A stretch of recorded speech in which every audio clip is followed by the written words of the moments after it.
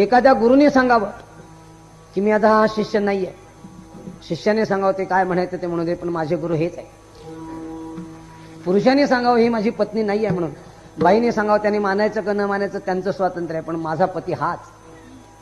हे आहे पतिव्रतेचं, हे भक्ताचं, हे शिष्याचं लक्षण. देव मानो अगर न मानो, आपण सांगितलं माझा देव तू आहेस, मी तुझा भक्त आहे, यात जे भूषण आहे ते गुरुने माझा शिष्य म्हणण्यामध्ये भूषण नाही. मग असं असून आम्ही का म्हणतो त्याचं कारण आमचा अधिकार नाही. दुसरं थोर पुरुष असं कधीच म्हणत नाही. हे मी माझ्या अधिकाराच्या, न्यून अधिकाराच्या गोष्टीची स्थिती तुम्हाला सांगितली.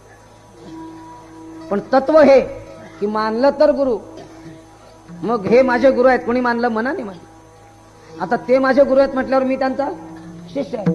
मग गुरु झालं ते मनानेच, शिष्य झाला ते आपल्या मनानेच, म्हणून गुरु आणि शिष्य मनच.